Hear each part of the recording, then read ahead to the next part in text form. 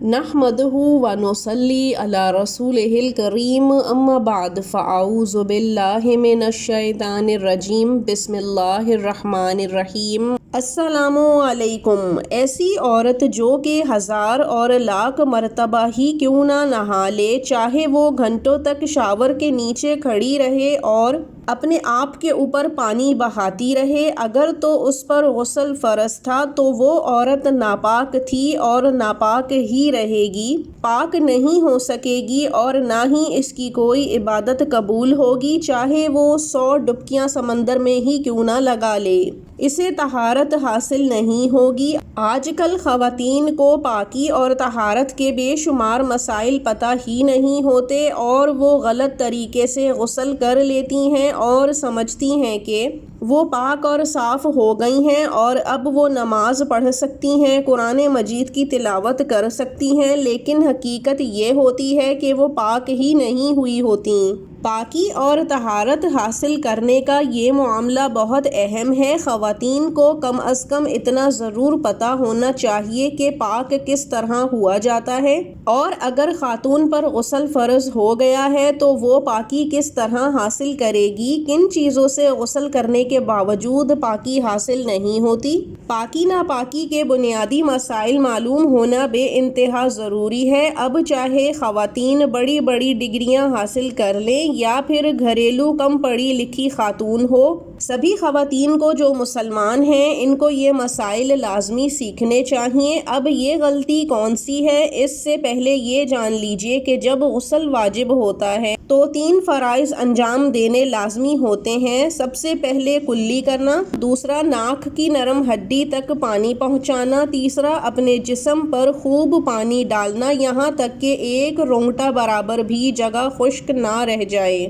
اگر بال برابر حصہ بھی خشک رہ گیا تو آپ کو پاکی اور طہارت حاصل نہیں ہوگی۔ آپ پہلے بھی ناپاک حالت میں تھیں اور نہانے کے بعد بھی ناپاک حالت میں ہی رہیں گی، لیکن آج کل کاسمیٹکس اور میک اپ کے نام پر بہت سی ایسی چیزیں آنے لگی ہیں جو جلد کے اوپر اپنی ایک تہہ جما لیتی ہیں، جیسا کہ lipstick, mascara, liner, nail polish وغیرہ، جو کہ جب لگائے جاتے ہیں تو کھال کے اوپر اپنی پرت بنا لیتے ہیں جو کہ رکاوٹ کا کام کرتا ہے اور پانی اس جگہ پر نہیں پڑتا۔ اب اگر ایسی صورت میں عورت پر غسل واجب ہو جاتا ہے، چاہے وہ غسل جنابت ہو، حیض و نفاس ہو یا احتلام ہو، کسی بھی صورت میں، اور وہ ان میک اپ کی چیزوں کو اتارے بغیر غسل کرتی ہے تو غسل ہرگز نہیں ہوگا، پھر چاہے وہ سمندر جتنا پانی ہی اپنے پورے جسم پر کیوں نہ بہا لے۔